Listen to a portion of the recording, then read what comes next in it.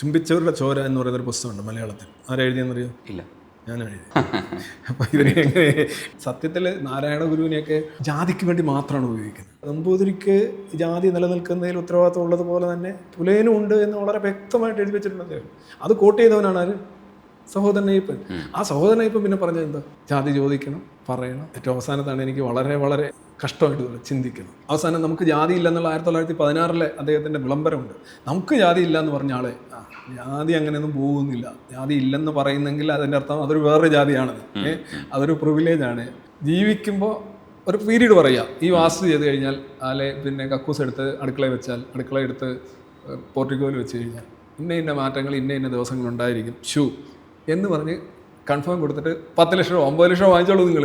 പക്ഷേ സമയത്തിനുള്ളിൽ മാറ്റം ഉണ്ടായിരിക്കും. പക്ഷെ നമ്മൾ ഈ പട്ടിയാക്കിയത് നമ്മളൂടെ ചേർന്നിട്ടാണ്. അത് അവിടെ എന്താ പറയുക, മത്സരവിരുദ്ധമായ മത്സരം എന്ന് പറഞ്ഞാൽ വളരെ സർഗാത്മകമായ ഒരു കാര്യം. ഒരു വ്യക്തിയിൽ ഏറ്റവും ബെസ്റ്റ് പുറത്തു കൊണ്ടുവരാൻ നമ്മൾ ശരിക്കും കൊടുക്കുന്ന ആ വ്യക്തിക്ക് ട്രെയിനിങ്ങും പോഷകാഹാരങ്ങളും മറ്റു കാര്യങ്ങളൊക്കെയാണ്. പക്ഷേ മത്സരത്തിനോട് വിമുഖത കാണിക്കുന്ന ഒരു സമൂഹം വലിയ പ്രശ്നമാണ്. അത് നെഹ്റു പലപ്പോഴും വളരെ പച്ചയ്ക്ക് പറഞ്ഞിട്ടുള്ള കാര്യമാണ്. പക്ഷെ മത്സരത്തിൻ്റെ വിജയം മാത്രമല്ലല്ലോ വിജയം എന്ന് പറയുന്നത്. ഓടിയവരെല്ലാം നമുക്ക് വേണ്ട ആൾക്കാരല്ലേ.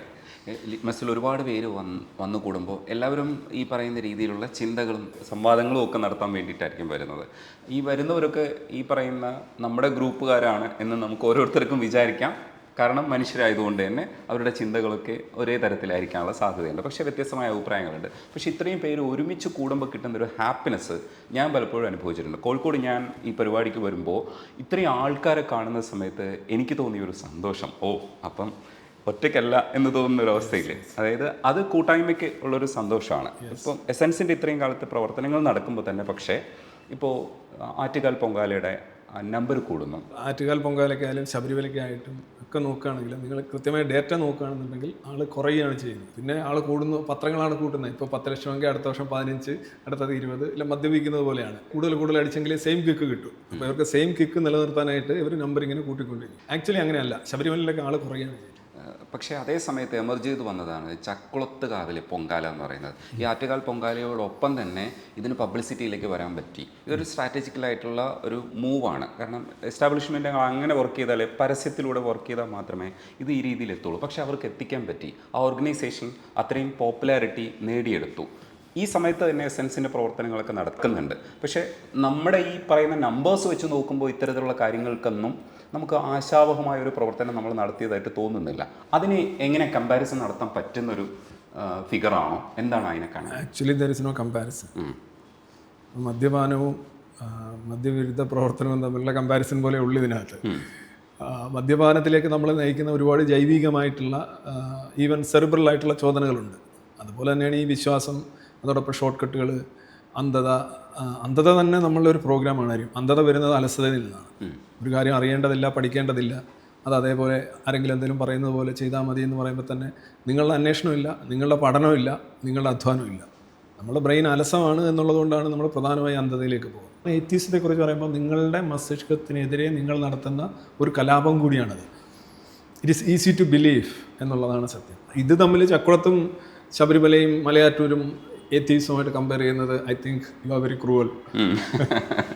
ശരി, ഈ വൈദ്യുതി വിളക്കുകൾ വന്നതോടുകൂടി യക്ഷി അപ്രത്യക്ഷമായി.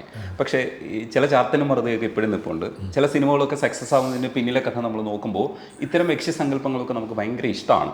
ജീവിതത്തോടൊപ്പം കഥാത്മകമായല്ല, നമ്മുടെ ജീവിതത്തോടൊപ്പം ചേർത്ത് വെച്ചാൽ നമുക്ക് പേടിക്കാൻ പറ്റുള്ളൂ.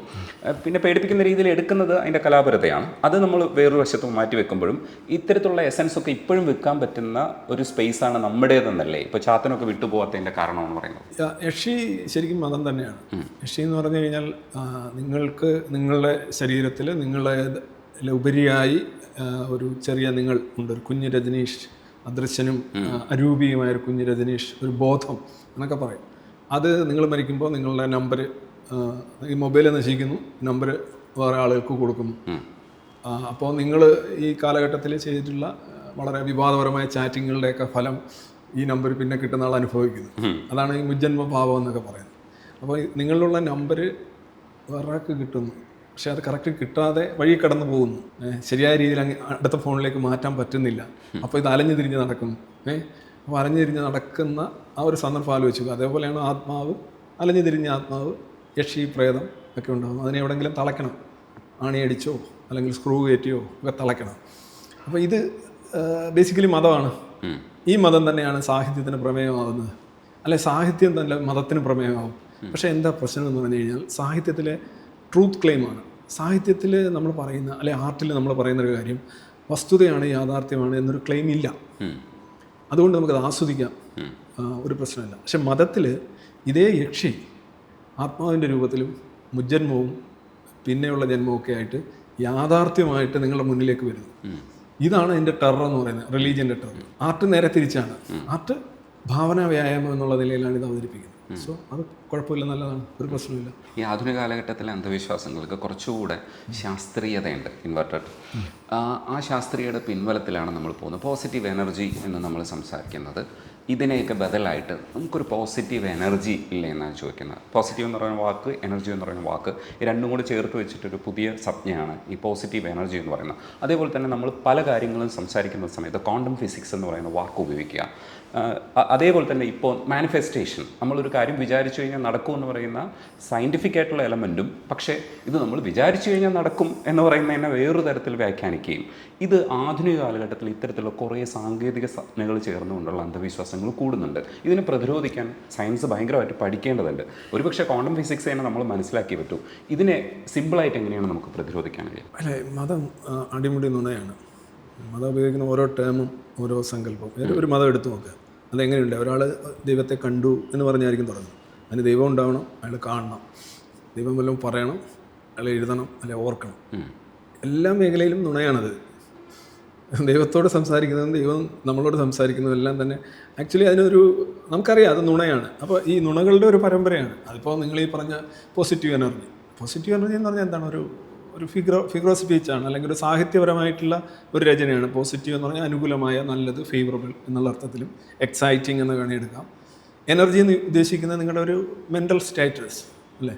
ഉദാഹരണമായിട്ട് അപ്പോൾ നമ്മൾ രജനീഷ് ലേറ്റായിട്ടിരിക്കുന്നു, അപ്പോൾ നിങ്ങൾക്കും ഒരു നെഗറ്റീവ് എനർജി, നിങ്ങളെ കാത്തിരിക്കുന്നവർക്കും ഒരു നെഗറ്റീവ് എനർജി എന്ന് പറയാം. ആ നെഗറ്റീവ് എനർജി എന്ന് പറയുന്നത് നമ്മളുടെ ബോർഡമാകാം, നമ്മുടെ ഇൻടോളറൻസ് ആകാം. ഇതിനെയാണ് നെഗറ്റീവ് എന്ന് പറയുന്നത്. അല്ലാതെ അതിന് nothing to do with science.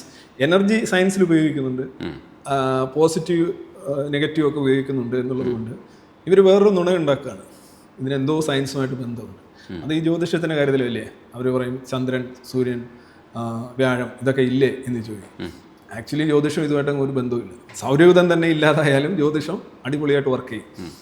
ഈ ചൊവ്വദോഷം ഒരു കാലഘട്ടത്തിൽ നമ്മുടെ പെൺകുട്ടികളുടെ കല്യാണം മുടക്കിയിരുന്നൊരു പരിപാടിയാണ്. പക്ഷേ ഇപ്പോഴും ചൊവ്വാദോഷം ഇല്ല എന്ന് പറയുന്നുണ്ടെങ്കിലും ചൊവ്വാദോഷം ഉണ്ട്.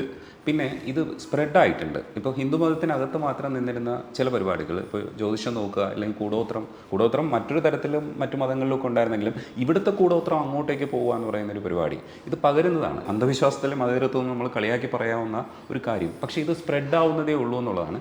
ഈ ചൊവ്വാദോഷത്തിൻ്റെ പുതിയ വാക്കുകളൊക്കെ വന്നിട്ട് ഈ അസ്ട്രോളജിയെ ശരിക്കും തെറ്റിദ്ധരിപ്പിക്കുന്ന രീതിയിൽ അവതരിപ്പിക്കുന്നുണ്ട്. അപ്പം ഈ അസ്ട്രോണമി എന്ന് പറയുന്ന വാക്കിൻ്റെ ഒരു വ്യത്യാസം നമുക്ക് എന്തുകൊണ്ടാണ് ഈ ആധുനിക കാലഘട്ടത്തിൽ നമുക്ക് മനസ്സിലാവാത്തത്? അസ്ട്രോണമി എന്ന് പറയുന്നത് ബേസിക്കലി സയൻസ് ആണല്ലോ. അതാണ് നമ്മൾ പ്ലാനറ്ററി സയൻസിനെയൊക്കെയാണ് അസ്ട്രോണമി എന്ന് പറയുന്നത്. അസ്ട്രോളജി എന്ന് പറയുന്നത് ബേസിക്കലി എന്താണെന്നറിയോ, നമ്മളെക്കുറിച്ചുള്ള നമ്മളുടെ ഭാവിയിൽ എന്ത് സംഭവിക്കും, മറ്റുള്ളവർക്ക് എന്ത് സംഭവിക്കും എന്നുള്ള ഒരു കാര്യത്തിൽ ഭാവി അറിയാൻ കഴിയാതിരിക്കുക എന്നുള്ളത് മനുഷ്യനുൾപ്പെടെ എല്ലാ ജീവികളുടെയും ഒരു വലിയൊരു പരിമിതിയാണ്. അപ്പം ഇന്ന് ഉച്ച കഴിഞ്ഞ് എന്ത് സംഭവിക്കും, അല്ലെങ്കിൽ അടുത്ത നിമിഷം എന്ത് സംഭവിക്കും നമുക്ക് രണ്ടുപേർക്കും അറിയില്ല. അങ്ങനെ അറിയാൻ കഴിയും എന്നൊരു സജഷൻ ആരെങ്കിലും വെക്കുകയാണെങ്കിൽ നമ്മുടെ മനസ്സ് ഇല കാണുന്ന ആട് പോലെ അങ്ങോട്ടങ്ങ് പോകും. അത് ശരിയാണോ തെറ്റാണോ, അതെങ്ങനെ അവർ കണ്ടെത്തി, അതിൻ്റെ ആപ്ലിക്കേഷൻ എങ്ങനെയാണ്, ഇതൊന്നും നമ്മൾ നോക്കുന്നില്ല. അപ്പോൾ അങ്ങനെ ഒരു പ്രവണത അവിടെ ഉണ്ട്, മനസ്സിന് അങ്ങനെ ഒരു പ്രവണതയുണ്ട്.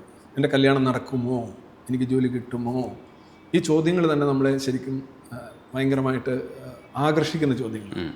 അപ്പോൾ നിങ്ങൾക്ക് ചോദ്യങ്ങളുണ്ടെങ്കിൽ നിങ്ങൾക്ക് ഉത്തരങ്ങൾ കിട്ടും. ആ ഉത്തരങ്ങൾ ഫോൾസ് ആണോ ഇല്ലയോ എന്നുള്ളത് നിങ്ങൾ ചരിത്രപരമായി മനുഷ്യനെ അന്വേഷിച്ചിട്ടേ ഇല്ല.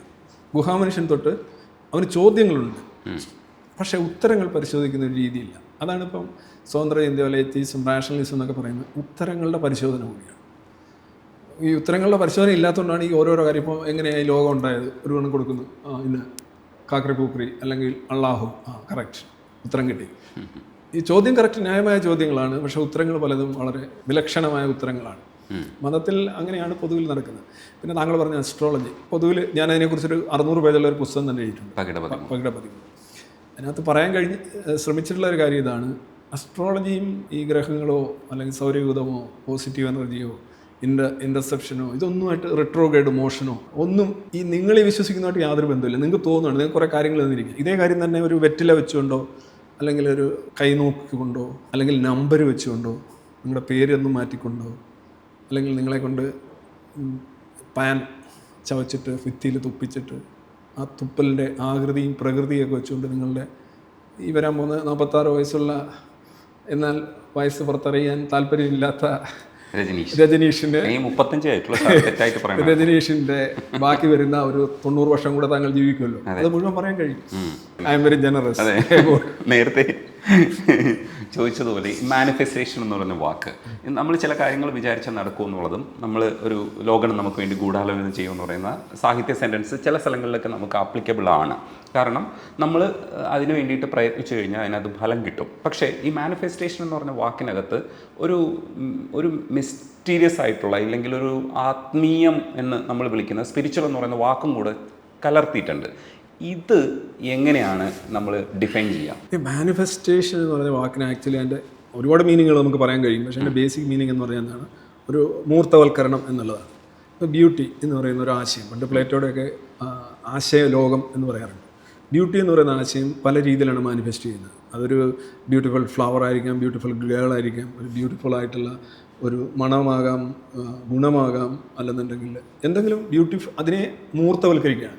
ബ്യൂട്ടി എന്ന് പറയുമ്പോൾ നിങ്ങൾക്ക് അരൂപിയാണ്, അദൃശ്യമാണ്, നിങ്ങൾക്ക് അറിയാൻ കഴിയില്ല. പക്ഷേ അത് ഏതെങ്കിലും ഒരു രീതിയിൽ അതിനൊരു ബോഡി, എംബോഡിമെൻറ്റ് എന്നൊക്കെ പറയുന്നത്. എംബോഡിമെൻറ്റിന് ഈക്വലായിട്ടുള്ള ആശയം തന്നെയാണ് ഈ മാനിഫെസ്റ്റേഷൻ. അപ്പം അത് ആദ്യം ആശയവും വസ്തുവും രണ്ടാണെന്ന് ധരിക്കുന്ന അന്ധവിശ്വാസത്തിൽ നിന്നാണത് വരുന്നത്.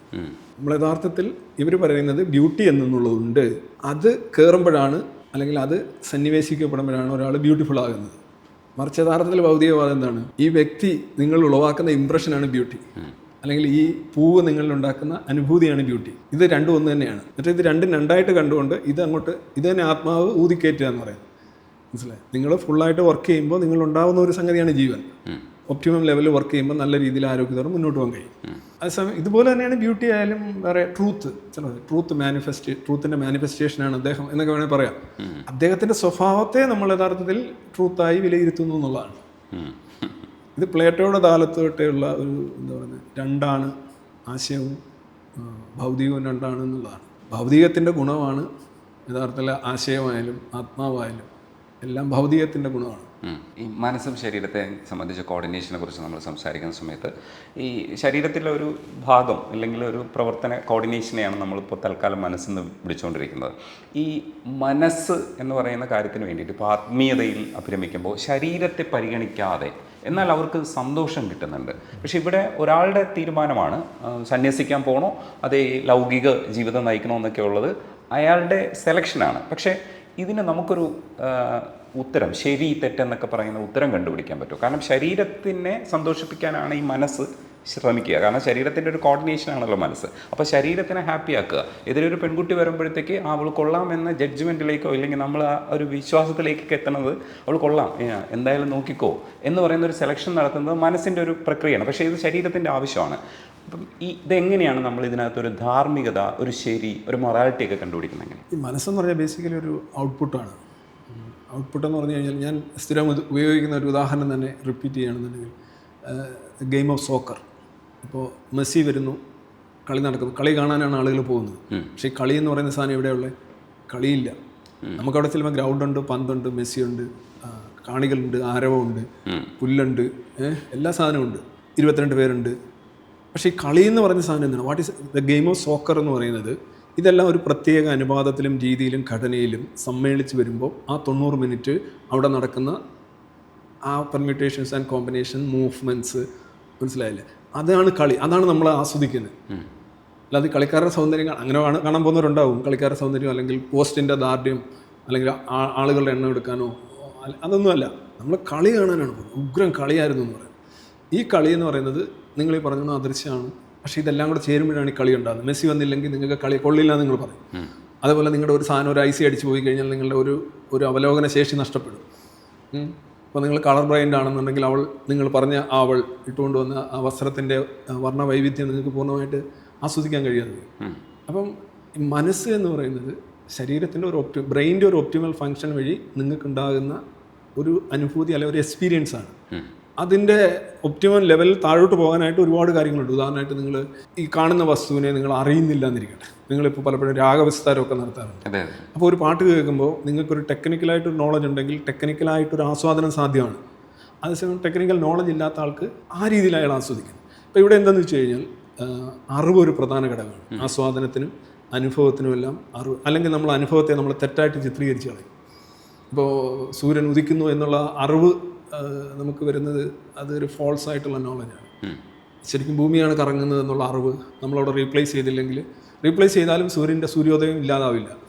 പണ്ട് കീറ്റ്സ് പറഞ്ഞിട്ടുണ്ട്, ന്യൂട്ടനോട് പറഞ്ഞിട്ടുണ്ട്, നിങ്ങൾ ഈ പ്രകാശത്തിൻ്റെ സ്പെക്ട്രമൊക്കെ കണ്ടുപിടിച്ചതിലൂടെ മഴവിൽ ആസ്വദിക്കാനുള്ള ആ മഴവിൽ സ്വർഗത്തിൻ്റെ കവാടം അല്ലെങ്കിൽ താഴികക്കുടം ചിഹ്നം ദൈവത്തിൻ്റെ അടയാളം എന്നൊക്കെയാണ് ഞങ്ങൾ കരുതിയിരുന്നത്. നിങ്ങളതിൻ്റെ ബ്യൂട്ടി നശിപ്പിച്ച് കളഞ്ഞല്ലോ മനുഷ്യ എന്ന് പറയുന്നുണ്ട്. ആക്ച്വലി സയൻസ് ഒരു കാര്യം റിവീൽ ചെയ്യുന്നുണ്ട്, അതിൻ്റെ ബ്യൂട്ടി നശിക്കുന്നില്ല. സൂര്യൻ അസ്തമിക്കുകയല്ല, നമ്മളിങ്ങനെ കറങ്ങി വരികയാണ് എന്നുള്ളത് കൊണ്ട് അസ്തമയ സൂര്യൻ്റെ കാന്തിയോ അതിൻ്റെ ആ ഗാംഭീര്യം നഷ്ടപ്പെടുന്നില്ല. എങ്ങനെ നഷ്ടപ്പെടും? ഒരു സയൻറ്റിസ്റ്റ് എന്നിട്ട് പറയുമോ, നോക്കൂ ഇത് നമ്മളിങ്ങനെ ആകുകയാണ്, അല്ലാതെ അയാൾ അങ്ങനെ ആകുകയല്ല. What are may be the reason? This is an experience. പക്ഷേ ഇവിടെ എന്താ പ്രശ്നം എന്ന് പറഞ്ഞാൽ പല അറിവുകളും ഫോൾസാണ്. അതുകൊണ്ട് നമ്മൾ ഒരു ഫോൾസ് ആയിട്ടുള്ള സംഗതിയിൽ നിന്ന് നമ്മൾ പോകുന്നത് എപ്പോഴും വേറൊരു ഫോൾസ് ആയിട്ടുള്ള സംഗതിയിലായിരിക്കും. ഇത് കണ്ടിന്യൂ ചെയ്ത് പോവുകയും നമ്മൾ ഒരു ലെയർ ഓഫ് ഫോൾസ് ഐഡിയാസ് ഉണ്ടാകും. അത് നോർമലി അതിലേറ്റവും ഹിറ്റാവുന്ന ഒന്നാണ് ഈ റിലീജിയൻ എന്ന് പറയുന്നത്. റിലീജിയനിലെ ഏതാണ്ട് മതപരമായ എല്ലാം തെറ്റാണ്, മതേതരമായ എല്ലാം ശരിയാണ്. എന്നുവെച്ചാൽ മതത്തിന് ഇതരമായിട്ട് എന്തെങ്കിലും റിലീജിയൻ ഉണ്ടെങ്കിൽ ശരിയാണ്. ഇപ്പോൾ ഒരു അച്ഛൻ, ഒരു പുരോഹിതൻ, പുള്ളി ഒരു കോണ്ടസ കാർ ഉപയോഗിക്കും, വളരെ ഫേമസ് ആണല്ലോ അച്ഛന്മാരും കോണ്ടസ. ആ കോണ്ടസ യാഥാർത്ഥ്യമാണ്, ശരിയാണ്. അച്ഛനിട്ടിരിക്കുന്ന വസ്ത്രം ശരിയാണ്, ആ ഡ്രൈവ് എല്ലാം ബാക്കിയെല്ലാം ശരിയാണ്. അച്ഛൻ പക്ഷേ അവിടെ ചെന്ന് നിന്ന് അൾത്താരെ ചെന്ന് നിന്ന് അങ്ങോട്ട് തിരിഞ്ഞാലും ഇങ്ങോട്ട് തിരിഞ്ഞാലും കാണിക്കുന്ന കൂട്ടുന്ന കാര്യമല്ലേ, അതുകൂടായിപ്പോൾ. സർ, ഗീതയ്ക്കെതിരായിട്ടോ ഇല്ലെങ്കിൽ അതിനെ വിമർശനാത്മകമായി കാണുന്ന പുസ്തകം എഴുതിയിട്ടുണ്ട്. പക്ഷേ കുറേ കാലഘട്ടം കഴിഞ്ഞിട്ട് ഇസ്ലാമിക വിമർശനം തുടർച്ചയാക്കിയപ്പോൾ അത്തരം ഒരു ചാപ്പ കിട്ടാനാണ് ശ്രമിക്കുന്നത്. ഇപ്പോൾ മൂലധനം എന്ന് പറയുന്ന പ്രസൻറ്റേഷൻ ചെയ്യുന്ന സമയത്ത് CPM തീർച്ചയായിട്ടും എതിർക്കും. കാരണം അവിടെ ചില കാര്യങ്ങളിൽ ഉടച്ചു വാർക്കപ്പെടേണ്ടതുണ്ടെന്ന് പറയുമ്പോൾ എല്ലാവരും ഇപ്പോൾ സ്വയം വിമർശനത്തിൻ്റെ ഒരു ഘട്ടത്തിലൂടെയാണ് ശരിക്കും എതീസ്റ്റുകൾ പോലും കടന്നു പോകേണ്ടത്. വിവിധ ഗ്രൂപ്പുകൾ, എതീസ്റ്റുകളുടെ ഗ്രൂപ്പുകൾ തമ്മിൽ തന്നെ ഈ പ്രോബ്ലംസ് ഉണ്ട്. അതൊരു സാധാരണഗതിയിൽ വളരെ ആരോഗ്യകരമായ സംവാദത്തിനപ്പുറത്തേക്ക് ചില സമയത്തൊക്കെ നീളുമ്പോൾ ഈ മേഖലയിൽ നിൽക്കുന്ന ഒരാളെന്നുള്ള രീതിയിൽ സാർ പല രീതിയിൽ അതിനെ നേരിടാറുണ്ട്. പക്ഷേ അതൊരു ഹാപ്പിനെസ്സിനെ തകർക്കുന്ന ഒരു പരിപാടിയായിട്ട് തോന്നാറുണ്ടോ? അതേ മറ്റേതുപോലെ തന്നെ നമ്മൾ അന്ധവിശ്വാസത്തെ എതിരിടാൻ എപ്പോൾ നിന്നോ അപ്പം മുതൽ നേരിടുന്ന എതിർപ്പുകളെ പോലെ തന്നെ കാണുന്നേ ഉള്ളൂ? അതെങ്ങനെയാണ് കാണുക? നമ്മളാദ്യം പറഞ്ഞ രാമായണം അല്ലെങ്കിൽ മഹാഭാരതം അല്ലെങ്കിൽ ഗീത, ജ്യോതിഷം, വാസ്തു, വിവേകാനന്ദൻ, എൻ്റെ പുസ്തകങ്ങളെല്ലാം തന്നെ ഹിന്ദുമതവുമായിട്ട് ബന്ധപ്പെട്ട അല്ലെങ്കിൽ അതിൻ്റെ വിമർശനവുമായിട്ട് ബന്ധപ്പെട്ട പുസ്തകങ്ങളാണ്. പ്രഭാഷണങ്ങളിൽ ഒരു 80% ബേസിക്കലി അതായിരിക്കും. പിന്നെ ലൈവ് നോക്കിയാലും എല്ലാം അങ്ങനെ തന്നെയായിരിക്കും. പിന്നെ ഇസ്ലാം വിമർശനം എന്ന് പറയാൻ ഞാൻ ഒരു പുസ്തകം പോലും എഴുതിയിട്ടില്ല. നീ എഴുതണം, ഇങ്ങനെയൊക്കെ ആയ സ്ഥിതിക്ക് എഴുതണം. ക്രിസ്ത്യൻ വിമർശനത്തിനും ഞാൻ കുറേ പ്രസൻറ്റേഷൻ നടത്തിയിട്ടുണ്ട്. പുസ്തകമൊന്നും എഴുതിയിട്ടില്ല. ഞാൻ പുസ്തകം എഴുത്ത് 2017 ആയപ്പോഴത്തേക്ക് ഞാൻ പിന്നെ ഒന്നും എഴുതാൻ സാധിച്ചിട്ടില്ല. I want to but I can't. അതാണ് എൻ്റെ ഒരു പ്രശ്നം. താങ്കൾ പറഞ്ഞ ഒരു വിശ്വാസി ഒരാൾ വരികയാണ്, വിശ്വാസിയോട് നിങ്ങൾ ചോദിക്കും, നിങ്ങൾ എന്ത് വിശ്വാസിയാണ്? ഞാൻ ഇസ്ലാം മത വിശ്വാസിയാണ്. നിങ്ങൾക്ക് എന്തുകൊണ്ട് മറ്റു മതങ്ങൾ, ഒരുപാട് മതങ്ങളുണ്ടല്ലോ, ഇതിൽ മാത്രം നിങ്ങൾ എന്തുകൊണ്ട് വിശ്വസിക്കുന്നൊരു ചോദ്യം നമ്മൾ ഒരിക്കലും ചോദിക്കില്ല. ഓക്കെ, അയാൾ നിങ്ങൾ ഏതിൽ വിശ്വസിച്ചാലും നല്ലവനായിട്ട് മാറിയാൽ മതി അല്ലേ? മതം ഏതായാലും മനുഷ്യൻ നന്നായാൽ മതി എന്ന്. ഇപ്പോൾ അതേസമയം ഒരു മതവിമർശകൻ്റെ കാര്യത്തിൽ ഇപ്പോൾ ഒരു മുസ്ലിം സമുദായത്തിൽ നിന്ന് ഒരാൾ ഇസ്ലാമിനെ മാത്രം വിമർശിക്കുന്നു. അപ്പം എന്താണ് പറയുന്നത്? നിങ്ങളിത് മാത്രമാണോ വിമർശിക്കുന്നത്? വേറെ എന്തെല്ലാം ഉണ്ട്? ഹിന്ദുത്വം അടക്കുന്ന മറ്റേ അച്ഛന്മാർ അത് ഇതാണെന്ന് പറയും. എന്തുകൊണ്ടാണ് അയാളോട് അങ്ങനെ ചോദിക്കുന്നത്? എന്തുകൊണ്ട് അയാൾക്ക് ഇസ്ലാമിൽ വിശ്വസിക്കുന്നതും മുന്നോട്ട് പോകുന്നതിന് മറ്റുള്ളതിനെ പരിഗണിക്കേണ്ടതില്ലെങ്കിൽ ഇസ്ലാമിനെ വിമർശിക്കുന്ന ഒരാൾ മറ്റൊന്ന് പരിഗണിക്കണം എന്ന് പറയുന്നതിൻ്റെ കാര്യം എന്താണ്? അതിൻ്റെ കാര്യമില്ല നടത്തി. പിന്നെ അതുപോലെ തന്നെ ഇപ്പോൾ ഒരു കടയിൽ പരിശോധന നടക്കുന്നു, സെയിൽസ് ടാക്സ് വന്ന് പരിശോധന നടത്തുമ്പോൾ നമ്മൾ പറയുക നിങ്ങളിവിടെ മാത്രം വന്ന് പരിശോധിക്കാതെ അവിടെയും കൂടെ പരിശോധിക്കാൻ പറയും ബേസിക്കലി. അതെന്തുകൊണ്ടാണ് നമ്മൾ ഉദ്ദേശിക്കുന്നത്? ആ രീതിയിലുള്ള ഒരു സാധനത്തിൽ നിന്നാണ് ഇത് വരുന്നത്.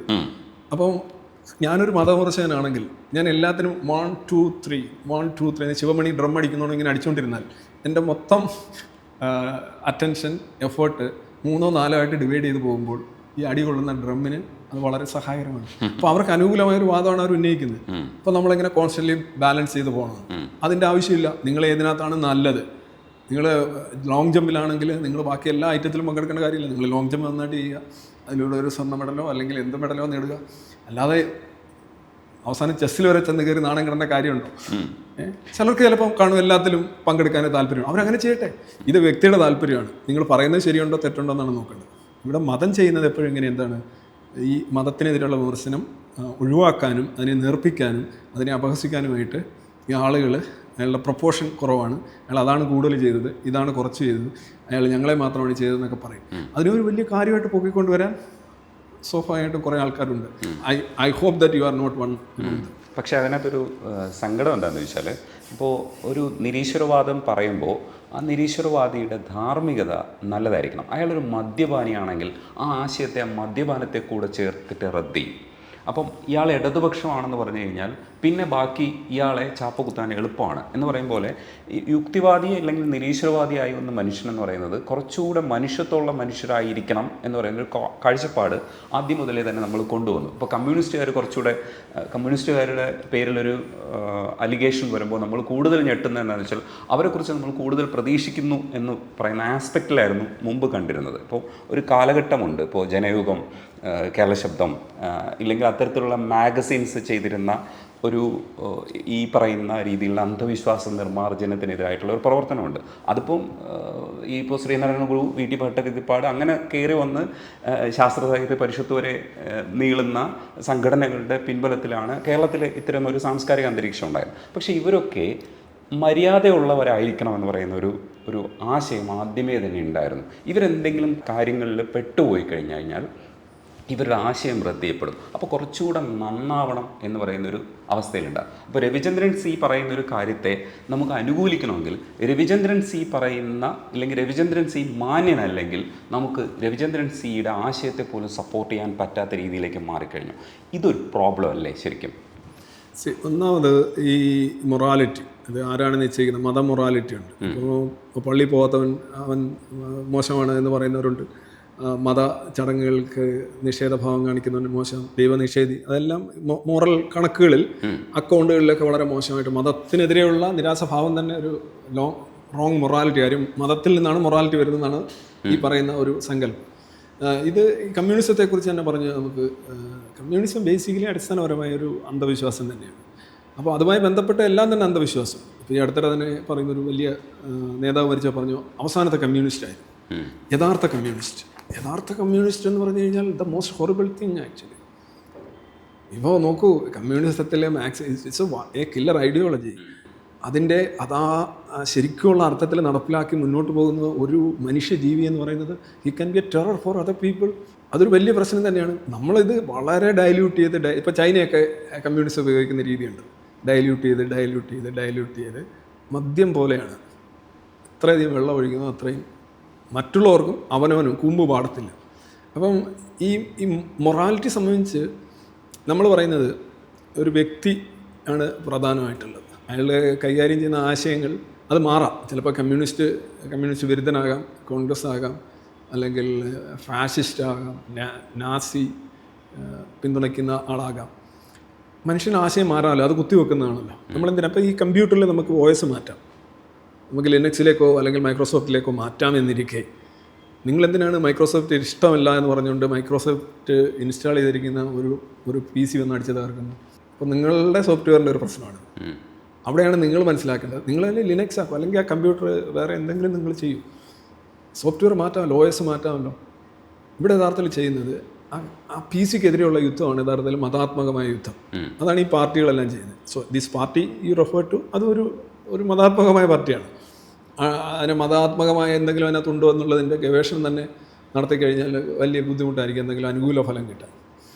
അപ്പം വ്യക്തിയാണ് പ്രധാനം. ഇപ്പം ഞാൻ ബേസിക്കലി പറയുന്നത് ആശയങ്ങൾ ശരിയോ തെറ്റോ ആകാം, പക്ഷെ വ്യക്തികൾ എന്ന് പറയുന്നത് അവർ പരസ്പരം ഒരു മനുഷ്യൻ എന്താണ്, what a wonderful piece of work എന്നല്ലേ പറയുക. അപ്പം വ്യക്തിക്ക് വേറൊരു വ്യക്തിയിൽ നിന്ന് ഒരു ഡോമിനേഷൻ കൊടുക്കരുത്. ചില ചോദ്യങ്ങൾ നീ ഒരു മനുഷ്യനാണോടാ എന്ന്. അത് ബോഡി ഷെയ്മിങ്ങോ മൈൻഡ് ഷെയ്മിങ്ങിനോ ഒക്കെ ഉപരിയായിട്ട് പോകുന്ന അൾട്ടിമേറ്റ് ഇൻസൾട്ടാണ്. സ്വയം വേറൊരാളുടെ മുന്നിൽ ഇരുന്ന്, ഞാനിപ്പോൾ രജനീഷിൻ്റെ മുന്നിലിരുന്ന് ഞാൻ ഭയങ്കര മരപ്പാണ്, ഞാൻ അങ്ങനെ എൻ്റെ തൊണ്ടയിൽ നിന്ന് ഇറങ്ങുന്നില്ല എന്നൊക്കെ കുറേ എന്നെ ഇങ്ങനെ പതപ്പിച്ച് വിട്ട് കഴിഞ്ഞാൽ കുറേ കഴിയുമ്പം രജനീഷ് തോന്നും ഇവനെന്താ ഇങ്ങനെ ഇരുന്ന് പറയുന്നവന് ഞാനാരാ ഡാഷാണോ എന്ന് തോന്നുന്നത് അല്ലേ. ഇത് സത്യം പറഞ്ഞു കഴിഞ്ഞാൽ ഇത് അങ്ങേയറ്റത്തെ ഇൻസൾട്ടിങ് ആണ്. അത് പബ്ലിക് ഇൻസൾട്ടാണ്. നിങ്ങൾ വന്ന് സ്വയം ഇങ്ങനെ വീർപ്പിച്ച് നിങ്ങളുടെ ചെള്ളയും കണ്ണും ഒക്കെ പൊട്ടുന്ന വരെ നിങ്ങൾ നന്മകളുടെ ഈ നന്മ മൃഗങ്ങൾ, ഈ അടുത്തിടെയാണ് ഈ നന്മ മൃഗങ്ങൾ കേരളത്തിൽ എക്സ്പോസ്ഡ് ആയത്. അതായത് തങ്ങൾ നന്മയും മനുഷ്യത്വവും ഉള്ളതാണെന്ന് പറയുന്ന മനുഷ്യരെ വളരെ ശ്രദ്ധിക്കുക. They can be extremely dangerous people. കാരണം അവർ കപടമാണ്. അവരെന്തായാലും എങ്ങനെയാണ് ഒരാൾ വെള്ളത്തിന് എങ്ങനെയാണ് വെള്ളത്തം ഉണ്ടാകുന്നത്? വെള്ളം വരുന്നു, വെള്ളത്തം ഉണ്ടാകുന്നു. അതിന് നൈസർഗികമായിട്ട് സംഭവിക്കുക. ഇവിടെ നിങ്ങൾ നല്ലൊരു മനുഷ്യനാണ്, മനുഷ്യത്വമുള്ളവനാണെന്ന് നിങ്ങൾ പറയുകയാണ്.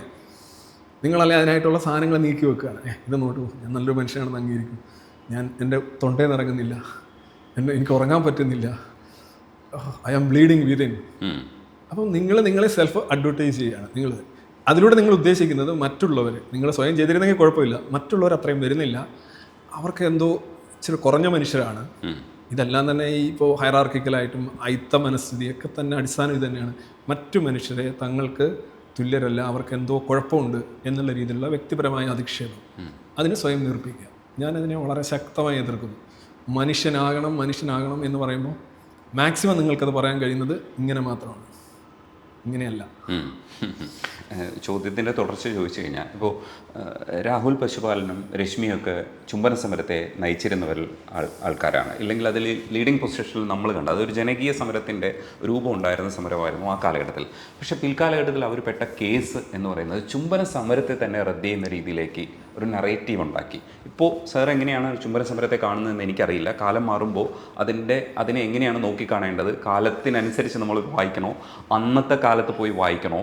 ഇപ്പോൾ ഗുരുവിനെ നമ്മൾ കാണുമ്പോൾ ഗുരുവിൻ്റെ ചില പ്രവർത്തനങ്ങളൊക്കെ മതനവീകരണം മാത്രമായിപ്പോയെന്ന് പരാതി നമുക്കൊക്കെ ഉണ്ട്. പക്ഷേ അന്ന് അത് ഇപ്പോൾ റിനൈസൻസ് എന്ന് പറയുമ്പോഴും ചിലതൊക്കെ റെഫർമേഷൻ തലത്തിൽ എത്തിയിട്ടുള്ളൂ എന്ന് നമ്മൾ പല രീതിയിൽ വ്യാഖ്യാനിക്കുന്നുണ്ട്. പക്ഷേ ഈ ചുംബന സമരത്തിൻ്റെ കേസ് വരുമ്പോൾ ചുംബന സമരത്തെ ആ കാലഘട്ടത്തിൽ ഒരു ജനകീയ സമരമായിട്ട് കണ്ട് നമ്മൾ താലോലിച്ചിരുന്ന കാര്യമാണ്. പക്ഷെ പിൽക്കാലഘട്ടത്തിൽ ഇവർ രണ്ടുപേരും കേസിൽ പെടുന്നതോടുകൂടി നമ്മളെല്ലാവരും ഈ ചുംബന സമരത്തെ പ്രതിരോധിക്കേണ്ട ഒരു അവസ്ഥയിലേക്ക് എത്തിപ്പോയില്ലേ? ചുംബിച്ചവരുടെ ചോര എന്ന് പറയുന്നൊരു പുസ്തകമുണ്ട് മലയാളത്തിൽ. ആരെഴുതിയെന്നറിയോ? ഇല്ല, ഞാൻ എഴുതി. അപ്പോൾ ഇതിനെ എങ്ങനെ ചുംബന സമരത്തെ സാറ് മറ്റൊരു വെളിച്ചപ്പാടിൻ്റെ ഭാര്യയിൽ ഞാൻ എഴുതിയിട്ടുണ്ട്. ചുംബിച്ചവരുടെ ചോര എന്ന് പറയുന്ന പ്രസൻറ്റേഷൻ നൽകുന്നത് ഞാൻ പച്ചക്കുതിര മാസികയിൽ അന്ന് രജനീഷൊക്കെ ചെയ്യുന്നോണം ആളുകളെയൊക്കെ വെച്ച് ഇൻ്റർവ്യൂ ചെയ്ത് എൻ്റെ കുറേ സംവാദങ്ങളും ലേഖനങ്ങളൊക്കെ ആ കാലഘട്ടത്തിൽ DG ബുക്സിൻ്റെ പച്ചക്കുതിരയിൽ വന്നിട്ടുണ്ട്. അപ്പോൾ അതിൽ ഈ എൻ്റെ ടീമിനെ വെച്ച് തന്നെ ആളുകളെയൊക്കെ വെച്ച് തന്നെ ഒരു ഇൻ്റർവ്യൂ ചെയ്തിട്ടുണ്ട്. ഈ ചുംബന സമരത്തെക്കുറിച്ച് ഒരു തെറ്റിദ്ധാരണ എന്ന് പറഞ്ഞു കഴിഞ്ഞാൽ, ചുംബന സമരം ചുംബിക്കാനുള്ള സമരവും ചുംബിക്കാൻ ആഗ്രഹിക്കുന്നവരുടെ സമരവും ചുംബനം പ്രദർശിപ്പിക്കുന്ന ഒരു പരിപാടിയായിരുന്നു എന്നുള്ള പൊതുധാരണ. ലൈക്ക് ദൈവമുണ്ട്, പ്രേതമുണ്ട് എന്ന് പറയുന്നത് പൊതുധാരണയാണ്. അതേപോലെ ഒരു പൊതുധാരണയിൽ നിന്നാണ് ബാക്കി ഈ കാര്യങ്ങളെല്ലാം കൊണ്ട് മുന്നോട്ട് പോകുന്നത്. പിന്നെ അവിടെ എന്ന് പറഞ്ഞാൽ ഒരു വ്യക്തിയുടെ സ്വാതന്ത്ര്യം, സ്വകാര്യത, ഇത് സംബന്ധിച്ച് പൊതുസമൂഹത്തിൻ്റെ ഇടപെടലുകൾ എത്രമാത്രം സാധുവാണ് എന്നുള്ള ഒരു ചോദ്യം, ഒരു പ്രശ്നത്തെ സംബന്ധിച്ചുള്ള ഒരു പ്രതിഷേധമാണ്. അതിനുശേഷം യഥാർത്ഥത്തിൽ നമ്മുടെ സമൂഹം മാറിയിട്ടുണ്ട്. അന്ന് BBC എന്നെ റിപ്പോർട്ട് ചെയ്തത് ഈ 1000 മനുഷ്യർ ചുംബിക്കാനായിട്ട് ഒത്തുകൂടുന്നു. അതിൽ ആകെ ചുംബിക്കുന്നത് 10-50 പേരാണ്. ഇത് കാണാനായിട്ട് 10,000-കണക്കിന് മനുഷ്യർ റൂഫ് ടോപ്പുകളിലും അപ്പാർട്ട്മെൻറ്റിൻ്റെ മുകളിലും വൃക്ഷങ്ങളുടെ മുകളിലും ഇരിക്കുന്ന ഒരു രാജ്യം. ഇതാണ് കേരളം എന്ന് പറയുന്ന ഒരു വളരെ പ്രബുദ്ധ രാജ്യം. എന്തായിരിക്കും അവരെ പ്രേരിപ്പിച്ചത്? ഒരു കാളപ്പൂര് കാണാനൊന്നും വലിയ ഇരിക്കുന്നു. ഒരാണും പെണ്ണും തമ്മിൽ ചുംബിക്കുന്നത് കാണുക. അപ്പം ആക്ച്വലി ആൾ കൂടിയത് അവർ വ്യക്തി സ്വാതന്ത്ര്യത്തിന് വേണ്ടിയുള്ള ഒരു പോരാട്ടം എന്ന നിലയിൽ നല്ല ആളവിടെ കൂടിയത് താങ്കൾ ഈ പറഞ്ഞ ഒരു ആസ്പെക്റ്റിൻ്റെ അടിസ്ഥാനത്തിൽ. അത് യഥാർത്ഥത്തിൽ ഇത് ചെയ്തവരുടെ കുറ്റമാണോ എന്നുള്ളതാണ് ചോദ്യം. ചെയ്തവരുടെ കുറ്റമല്ല, ഈ വന്നവരുടെ കുറ്റമാണ്. അവർക്കത് അങ്ങനെ മാത്രമേ പ്രോസസ്സ് ചെയ്യാൻ കഴിയുള്ളൂ. പിന്നെ അത് കഴിഞ്ഞ് ഈ പറയുന്ന അതിനകത്ത് പങ്കെടുത്ത വ്യക്തികളുടെ വ്യക്തി ജീവിതം അത് റെലവൻ്റ് അല്ല, ഇറലവൻ്റാണ്. അവരെന്ത് ചെയ്താൽ എന്താണ്? നിങ്ങളിപ്പം ഹൈ ജമ്പിൽ ഒരു 2 മീറ്റർ 50 സെൻറ്റിമീറ്റർ ഉയർത്തി ചാടി വേൾഡ് റെക്കോർഡ് എടുത്തു. പിന്നെ നിങ്ങൾക്ക് സ്വർണ്ണ മെഡലും മറ്റു കാര്യങ്ങളൊക്കെ കിട്ടുന്ന എല്ലാവരും അംഗീകരിക്കും. അത് കഴിഞ്ഞ് നിങ്ങൾ വെറും കൂതറായിട്ട് പോകും, ഭയങ്കര കേസുകളിൽ പിടി, കഞ്ചാവ് കേസിൽ മറ്റ്. അപ്പോഴും നിങ്ങൾ ആ ചെയ്ത അച്ചീവ്മെൻറ്റ് റദ്ദാക്കപ്പെടുന്നുണ്ടോ എന്ന് പറയുന്നവരാണ് ഈ വോക്കിസ്റ്റുകൾ. റിച്ചർഡ് ഡോക്കിൻസിൻ്റെ ഒരു അവാർഡ് 20 വർഷം പുറകോട്ട് പോയിട്ട് അവർ റദ്ദാക്കി. നിങ്ങൾക്കൊരാൾക്ക് ഒരു അവാർഡ് കൊടുക്കുന്നു, അല്ലെ ഒരു കുഞ്ഞിന് നമ്മളൊരു ചുംബനം കൊടുക്കുന്നു, അല്ലെങ്കിൽ ഒരാൾക്ക് നമ്മളൊരു സാമ്പത്തിക സഹായം കൊടുക്കുന്നു, അത് ആ അവസരത്തിന് സൃഷ്ടിയിൽ സാധുവായ കാര്യമല്ലേ? അതെങ്ങനെ നിങ്ങളൊരു 20 വർഷം ജീവിച്ചിട്ട് പുറകോട്ട് വന്നിട്ട് അതിനെ ക്യാൻസലാക്കുന്നു? ഇത് ഇങ്ങനെ ഈ ഒരു വലിയൊരു കാഴ്ചപ്പാടിൻ്റെ പ്രശ്നമുണ്ടത്.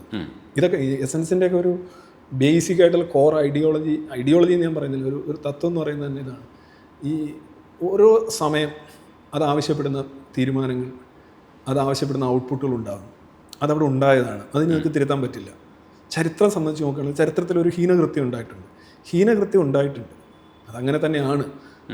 പക്ഷേ അത് എപ്പോഴും നമ്മളിങ്ങനെ റീസൈക്കിൾ ചെയ്യാൻ പാടുണ്ടോ എന്നുള്ളൊരു ചോദ്യം, കുഴിച്ചു നോക്കാൻ പാടുണ്ടോ എന്നുള്ള ചോദ്യം, ഇതൊക്കെ വരുന്നിടത്ത് നമ്മൾ വർത്തമാന കാലത്തിൽ ജീവിക്കുക. അവരന്ന് ചെയ്തതിനെ അത് റദ്ദാക്കുന്നില്ല. ഇപ്പോൾ ഗോവിന്ദച്ചാമിയുടെ കാര്യം തന്നെ എപ്പോഴും ഞാൻ പറയാറുണ്ട്. ഗോവിന്ദച്ചാമി റേപ്പ് തെറ്റാണെന്ന് പറഞ്ഞാലും ഞാൻ കൈയടിക്കുമെന്നാണ് ഞാൻ പറഞ്ഞിട്ടുള്ളത്. അതിപ്പോൾ പലരും ഇങ്ങനെ അതിനുശേഷം ഇങ്ങനെ പല രീതിയിലും റീസൈക്കിൾ ചെയ്ത് ഗോവിന്ദച്ചാമി അത് പറഞ്ഞാൽ ഞങ്ങൾ അംഗീകരിക്കില്ല. അപ്പോൾ ഗോവിന്ദച്ചാമി ഇതിന് മുന്നേ ഈ ഒരു കൊലപാതകത്തിന് മുന്നേ ഒരു നല്ല കാര്യം ചെയ്തിട്ടുണ്ടെന്ന് പറയട്ടെ. അപ്പോൾ അത് ഇങ്ങോട്ട് കയറി അതിനെ ഇല്ലാതാക്കുമെന്നാണോ നിങ്ങൾ പറയുന്നത്? അന്ന് അങ്ങനെ ചെയ്തു, ഇന്നിങ്ങനെ ചെയ്തു, ഇത് കുറ്റമാണ്, ശിക്ഷ കൊടുക്കുന്നു എന്ന് പറഞ്ഞാൽ അതില്ലാതാകുന്നില്ലല്ലോ. ഇപ്പോൾ ശ്രീനാരായണ ഗുരുവിൻ്റെ പ്രവർത്തനങ്ങൾ നോക്കുമ്പോൾ ഇപ്പോൾ വാഗ്ഭടാനന്ദനോ ചട്ടമ്പി സ്വാമി സമകാലികനായിരുന്നു. അണ്ണാ വൈകുണ്ഠസ്വാമി കുറച്ചുകൂടെ മുന്നേ ജീവിച്ച ആളാണ്. ഇവരെയൊക്കെ നമ്മൾ വിലയിരുത്തുന്ന സമയത്ത് പലതരത്തിലുള്ള പ്രവർത്തനങ്ങൾ അവരിലും നമുക്ക് കാണാൻ പറ്റും. പ്രോഗ്രസീവ് എന്ന് നമ്മൾ കരുതുന്ന പിൽക്കാലഘട്ടത്തിൽ ഇപ്പോൾ സഹോദരൻ അയ്യപ്പനൊക്കെ ഗുരുവിനെ പല കാര്യത്തിലേക്കും പ്രേരിപ്പിക്കുന്ന രീതിയിലുള്ള പ്രോഗ്രസീവ്നെസ് ചിലപ്പോൾ വൈകുണ്ഠസ്വാമിയുടെ പ്രവർത്തനങ്ങളിൽ കാണും. ഇതിനെ കണക്കുകൂട്ടുന്ന സമയത്ത് നമ്മളൊരു കാലത്തെ പ്രവർത്തനങ്ങളായിട്ടാണ് നമ്മൾ കണക്കുകൂട്ടുന്നത്. പക്ഷേ ഈ ഗുരുവിനെ സംബന്ധിച്ചിടത്തോളം വേറൊരു തരത്തിലുള്ള വ്യാഖ്യാനങ്ങളിലൂടെ കുറേ കൂടെ മുൻപോട്ടുള്ളൊരു നറേറ്റീവ് കിട്ടിയിട്ടുണ്ട്. ഈ നറേറ്റീവ് ചരിത്രത്തിലൂടെ നമ്മൾ നോക്കുമ്പോൾ ചിലപ്പോൾ ഗുരുവിന് അർഹിക്കുന്നതായിരിക്കാം, ചിലപ്പോൾ ചിലതൊക്കെ ചാർത്തിയതായിരിക്കാം. അങ്ങനെ ആയിരിക്കില്ല. ഇപ്പോൾ ദൈവദശകം വായിച്ചു കഴിഞ്ഞാൽ ഗുരുവിൻ്റെ യുക്തി കാണാൻ ഭയങ്കര പാടായിരിക്കും. പക്ഷേ പല സ്ഥലത്തും ഗുരു കളിയാക്കി സംസാരിക്കുന്ന കേൾക്കുമ്പോൾ നമുക്ക് മനസ്സിലാവും ഭയങ്കര ലോജിക്കലാണ്. ഇപ്പോൾ ഈഴവശിവനെ പ്രതിഷ്ഠിച്ചു എന്ന് പറയുമ്പോൾ അതിനകത്ത് വേറൊരു തരത്തിലുള്ള അപഹാസ്യപരമായിട്ടുള്ള ഒരു ആക്ഷേപ ഇന്നത്തെ ട്രോൾ രീതിയിലുള്ളൊരു പരിപാടിയാണ് ഗുരു ചെയ്തത്. പക്ഷേ ഇത് പിൽക്കാലഘട്ടത്തിൽ പലതരത്തിൽ വന്നിട്ടുണ്ട്. ട്രോള് നമ്മൾ ഇന്നിറക്കുന്നതാണെങ്കിലും നാളെ എങ്ങനെയാണത് പ്രതിഫലിക്കുക എന്ന് പറയാൻ പറ്റില്ല. അതൊക്കെ പിന്നീട് ആചാരവും അനുഷ്ഠാനവുമായി മാറിയിട്ടുണ്ട്. ഗുരുവിനെ എങ്ങനെയാണ് ഈ കാലഘട്ടത്തിൽ നമ്മൾ വായിക്കേണ്ടത്? ഈ കാലഘട്ടത്തിലെ വായന എന്ന് പറഞ്ഞാൽ വളരെ വിചിത്രമാണ്. പലപ്പോഴും ഇപ്പോൾ രജനീഷ് ഈഴവശിവൻ എന്ന് പറയുന്നത് പോലും ഇപ്പോൾ വേണമെങ്കിൽ ഈ വീഡിയോ കാണുന്നവർ പറയാം ഈഴവശിവൻ എവിടെയാണ് പറഞ്ഞത്, നമ്മുടെ ശിവനെ എന്നല്ലേ പറഞ്ഞത്, അപ്പം നമ്മളുടെ എന്ന് പറയുന്ന ആരാണ് എന്നൊക്കെയുള്ള ചോദ്യം വരും. ഞാൻ പറയുന്നത് ഇത് പലപ്പോഴും അർത്ഥശൂന്യമായിട്ടുള്ള രീതിയിലാണ് പല കാര്യങ്ങളും ഇന്ന് നമ്മൾ ഈ സാഹിത്യ നിരൂപണം പോലാണ് ചരിത്ര നിരൂപണം വരുന്നത്. സാഹിത്യ നിരൂപണത്തിൽ നിന്ന് എന്ത് നമുക്ക് ഉൽപ്പാദിപ്പിക്കാം?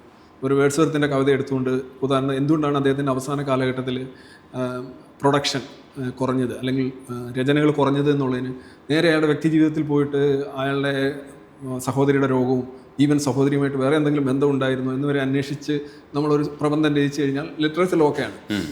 പക്ഷേ നമ്മൾ ചരിത്രത്തിൽ ഇത്തരത്തിലുള്ള എക്സോർബിറ്റൻ്റ് ആയിട്ടുള്ള അതിൻ്റെ പരിധിക്കും സാധ്യതയ്ക്കും പുറത്തുള്ള രീതിയിലുള്ള ഇത്തരത്തിലുള്ള റൊമാൻറ്റിക്കലായിട്ടുള്ള സാധനം ചരിത്രത്തിൽ ഒരിക്കലും നമ്മൾ ചെയ്യാൻ പാടില്ലാത്തതാണ്. പക്ഷേ അങ്ങനെയാണ് ആളുകൾ ചെയ്യുന്നത്. അങ്ങനെയാണ് ഈ ആളുകളുടെ മോശം വശങ്ങളെല്ലാം തന്നെ ഇല്ലാതാവുകയും നല്ല വശങ്ങളെല്ലാം ഒരുപാട് ഗ്ലോറിഫൈ ചെയ്യുകയും ചെയ്യുന്നു അവരുടെ ഭക്തരുടെ ലോകത്തിൽ. എന്നാൽ അവരുടെ വിമർശകരുടെ ലോകത്തിൽ അവരുടെ മോശം കാര്യങ്ങളെല്ലാം പർവ്വതീകരിക്കപ്പെടുകയും അവർ ചെയ്ത നല്ല കാര്യങ്ങളെല്ലാം ഇല്ലാതാകുകയും. ഇത് രണ്ടും ശരിയായൊരു കാര്യമായിട്ട് എനിക്ക് തോന്നുന്നു. നാരായണ ഗുരുവിൻ്റെ ഒരു പ്രത്യേകത എന്ന് ചോദിച്ചു കഴിഞ്ഞാൽ അദ്ദേഹം ജീവിതത്തിലുടനീളം ഒരു വളർച്ച കാണിക്കുന്നുണ്ട്, ഒരു ഗ്രോത്ത് കാണിക്കുന്നുണ്ട്. ഇപ്പോൾ ദൈവദശകത്തിൻ്റെ കാര്യം ഞാൻ പറഞ്ഞിട്ടുണ്ട്. ദൈവദശകം വിഷാടന സാഹിത്യമാണ് എന്ന് ഞാൻ എഴുതിയതിൻ്റെ പേരിൽ എനിക്ക് ഒരു ദിവസം ഇരുന്ന് 50 പേര് വെച്ച് എന്നെ കോൾ ചെയ്യായിരുന്നു.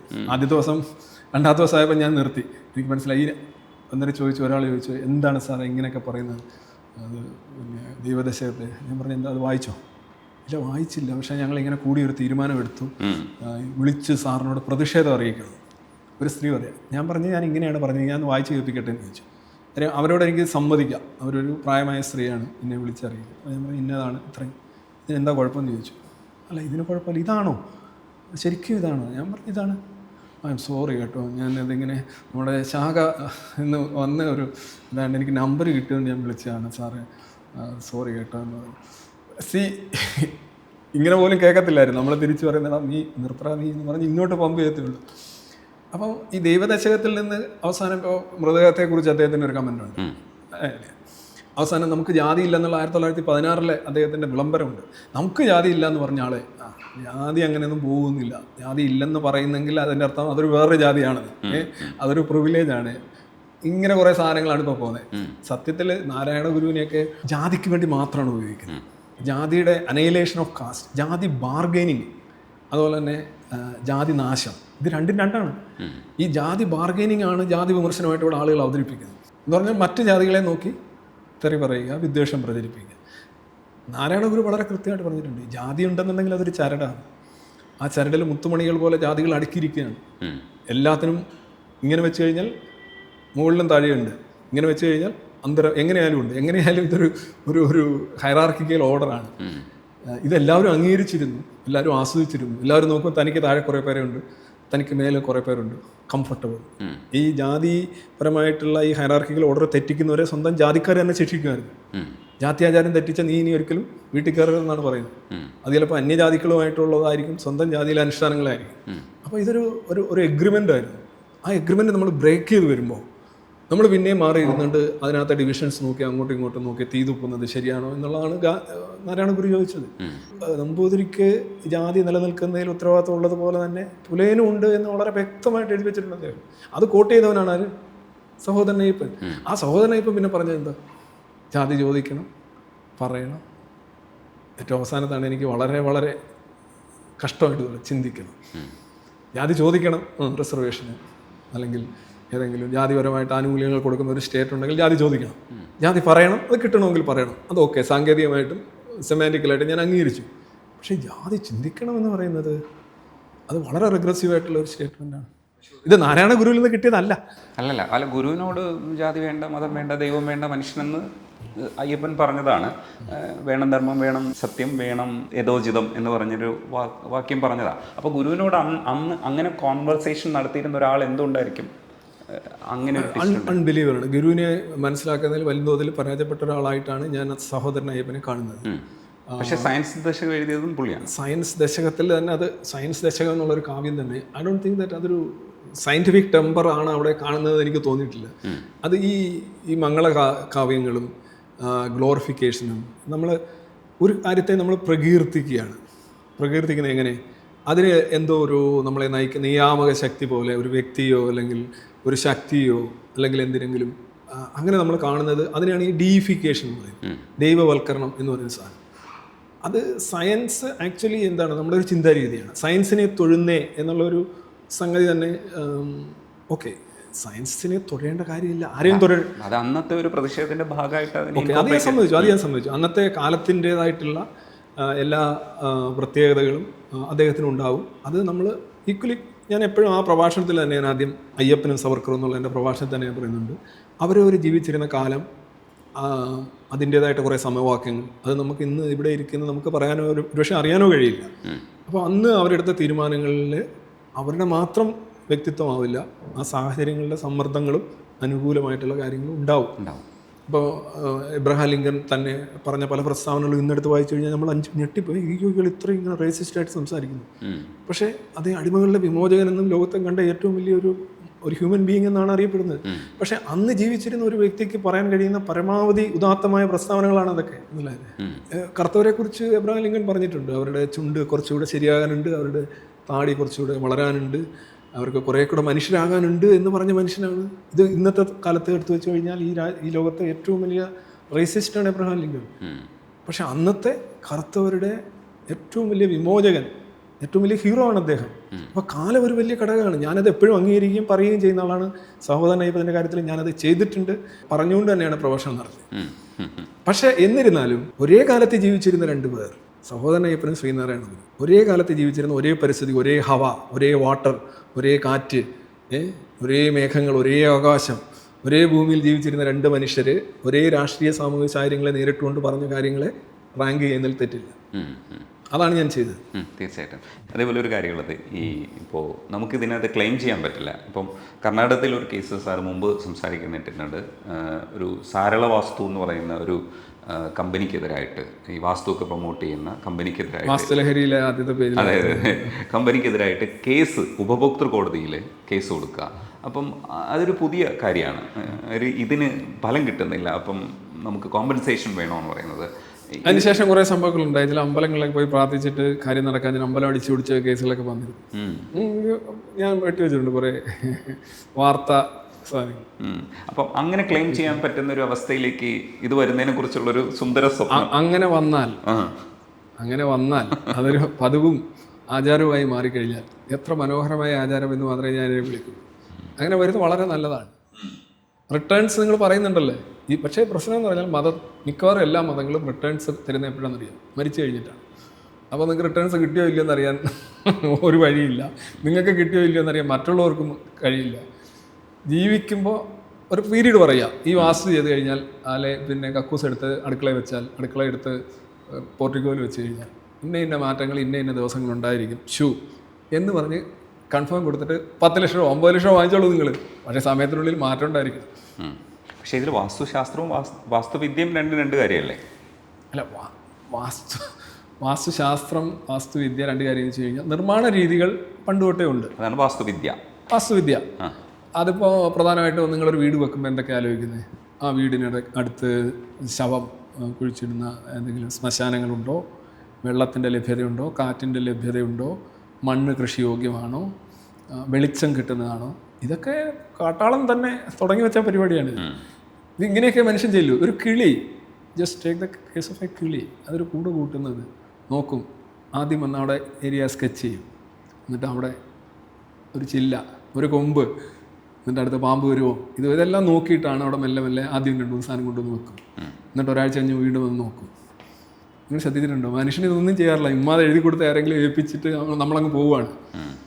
പിന്നെ ആദ്യം ഒന്ന് ആദ്യത്തെ ഘട്ടത്തിൽ വരും, പിന്നെ പെയിൻറ്റിൻ്റെ സമയമാകുമ്പോഴും ഫർണിഷ്. ഇത് കിളികളും മറ്റ് കൂടുണ്ടാക്കുന്ന മുട്ടയിടുന്ന ജീവികളൊക്കെ കൂടുണ്ടാക്കുന്നത് ഇങ്ങനെയല്ല, ഭയങ്കര പ്ലാനിങ്ങാണ്. അത് നമ്മൾ വാസ്തുവിദ്യ എന്നൊക്കെ പറയാം. നമ്മൾ കുറച്ചുകൂടെ ബ്രെയിൻ കുറച്ചുകൂടെ ഡെവലപ്ഡ് ആയതുകൊണ്ട് നമ്മളങ്ങനെ കുറച്ചുകൂടെ നോക്കും. ഇപ്പോൾ നമ്മളെന്താ നോക്കുന്നത്? വെള്ളം, വെളിച്ചം, ജലലഭ്യത, ഇങ്ങനെയുള്ള സാധനങ്ങൾ, കിണർ കുഴിക്കാൻ പറ്റും, ഇതൊന്നും നമ്മൾ നോക്കാറില്ല. നമ്മളിപ്പോൾ നോക്കുന്നത് എന്താണ്? റോഡ് സൈഡിലാണോ, എത്ര ദൂരമുണ്ട്, വൈഫൈ കിട്ടുമോ, പിന്നെ അയൽവക്കത്താരാണ്, മറ്റേ എനിക്ക് പോകേണ്ട ഓഫീസുമായിട്ട് എത്ര ദൂരമുണ്ട്, ഇങ്ങനെയുള്ള കാര്യങ്ങളല്ലേ നോക്കുന്നത്. ഇപ്പോൾ ഇൻഡോർ സ്റ്റേഡിയത്തിൽ 5000 പേർക്ക് ഇരിക്കാനുള്ള സ്ഥലത്താണ് ലിറ്റ്മസ് നടക്കുന്നത്.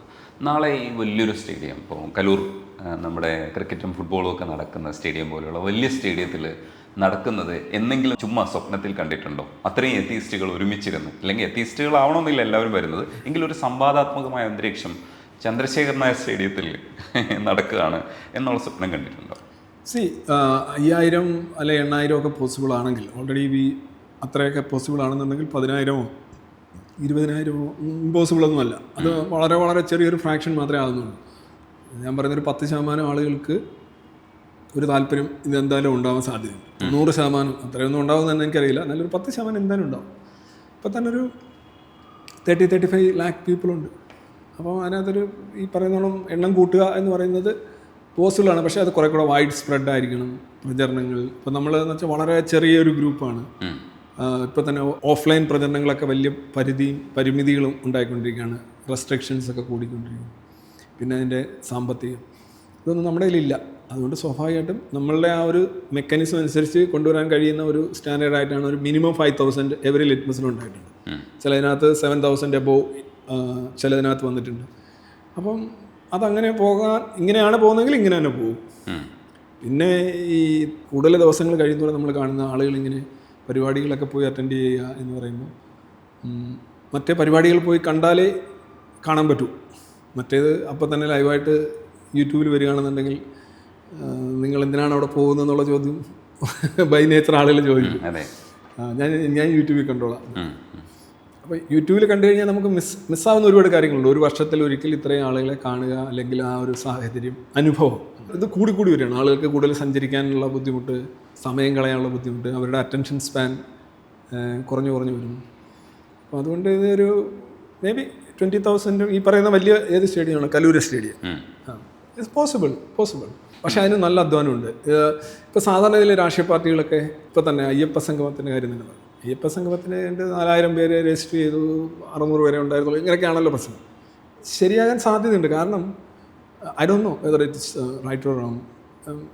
ആളിനെ എത്തിക്കാൻ ഇപ്പോൾ CPM പോലൊരു പാർട്ടിക്ക് ആളിനെ എത്തിക്കാൻ ഒരു പ്രയാസമില്ല. അവർ പക്ഷേ എത്തിക്കുന്ന രീതികൾ എന്താണെന്ന് നമുക്കറിയാം. അതിനകത്ത് കോഷൻ ഉണ്ടാവും, അതിനകത്ത് ത്രെട്ട് ഉണ്ടാവും, അല്ലെങ്കിൽ അതിനകത്ത് വന്നില്ലുള്ള കോൺസിക്വൻസിനെ കുറിച്ചുള്ള ഇതുണ്ടാവും, വയലൻസ് ഉണ്ടാവും, പിന്നെ സാമ്പത്തികമായ റിവാർഡിങ് സിസ്റ്റംസ് ഉണ്ടാവും. ഇങ്ങനെയാണ് എല്ലാ പാർട്ടികളും എത്തിക്കുന്നത്. ഇതൊന്നും ഇല്ലാതെ നമ്മൾ അങ്ങോട്ട് പൈസ ചെലവഴിച്ചു. ഇപ്പോൾ 350 രൂപയാണ് രജിസ്ട്രേഷൻ, ആഹാരത്തിന് 150 രൂപ കൊടുക്കണം. അങ്ങോട്ട് കൊടുത്തിട്ട് നമ്മൾ ഈ പരിപാടികളെല്ലാം ഇരുന്ന് കാണുക എന്ന് പറയുന്ന വളരെ ചെറിയൊരു ന്യൂനപക്ഷം വരുന്ന ആളുകളിൽ നിന്നാണ് നമ്മുടെ ഇത് വരുന്നത്. അപ്പോൾ അത് കുറേ കൂടെ ബുദ്ധിമുട്ടാണ്. പക്ഷേ അവിടെ അങ്ങനെ നോക്കുമ്പോൾ കഴിഞ്ഞ 5 ലിറ്റ്മസും ഒരു ഭയങ്കര അച്ചീവ്മെൻ്റ് ആയിട്ടാണ് എനിക്ക് തോന്നുന്നത്. ഇപ്രാവശ്യം തസ്ലീമ വരുന്നു. പലായനത്തിൽ നിന്ന് പലായനത്തിലേക്ക് പോകുന്ന ഒരാളാണ്. ഇപ്പോൾ ബംഗ്ലാദേശിൽ നിന്ന് പുറത്താക്കി ബംഗാളിൽ തന്നെ അവരുടെ കൃതി കമ്മ്യൂണിസ്റ്റ് സർക്കാരൊക്കെ നിരോധിക്കുന്ന സമയത്ത് അവിടെ നിന്നും ഈ പ്രതിഷേധങ്ങൾ ഉണ്ടാവുന്നു. അപ്പോൾ അവരുടെ ചോരയ്ക്ക് വേണ്ടിയിട്ട് ഒരുപാട് പേര് മുറവിളി കൂട്ടുന്നു. അങ്ങനെയൊരു ആളാണ് തസ്ലീമ.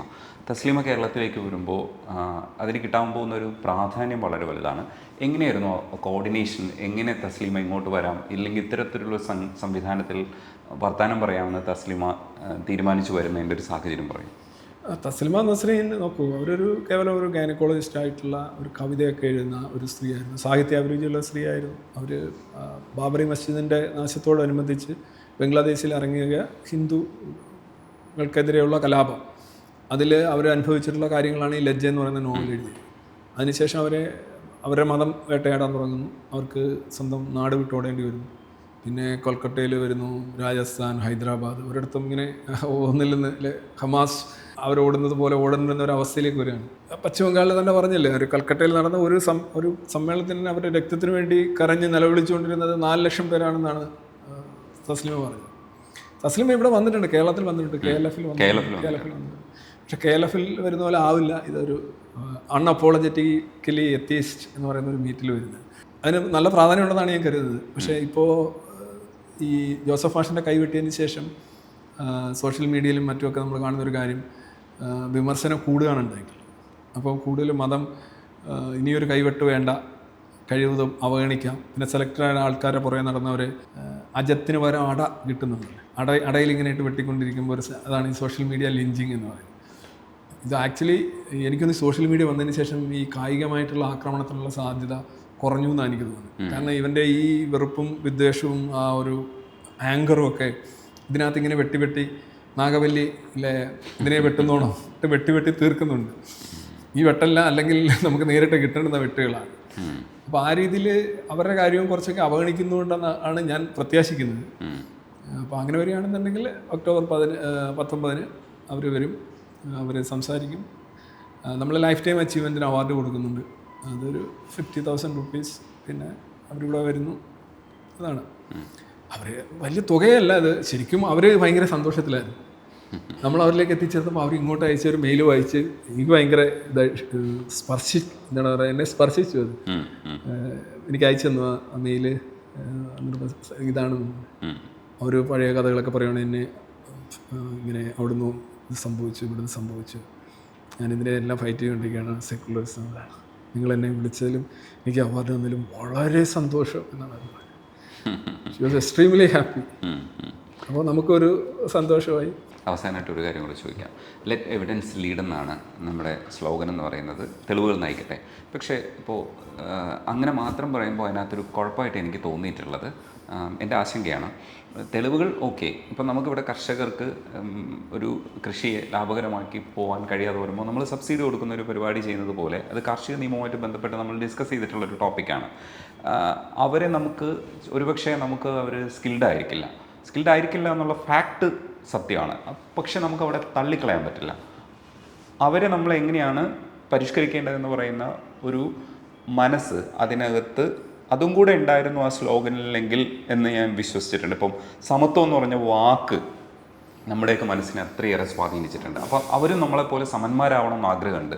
ശരിയാണ്, അവർ സ്കിൽഡ് അല്ല, പക്ഷേ അവർ ആ ജോലി ചെയ്യേണ്ടി വരുന്നതിൻ്റെ ആ ഒരു ഉത്തരവാദിത്വം നമ്മളിവിടെ ഏറ്റെടുക്കേണ്ടതില്ലേ? അങ്ങനെയാണെങ്കിൽ എവിഡൻസ് ലീഡ് ചെയ്യട്ടെ. ഇപ്പോൾ അവരെ കൊള്ളില്ല എന്ന് പറയുന്ന ഒരു സ്പേസിലേക്കൊക്കെ ഇതിനെ ദുർവ്യാഖ്യാനം ചെയ്യാൻ കഴിയില്ലേ?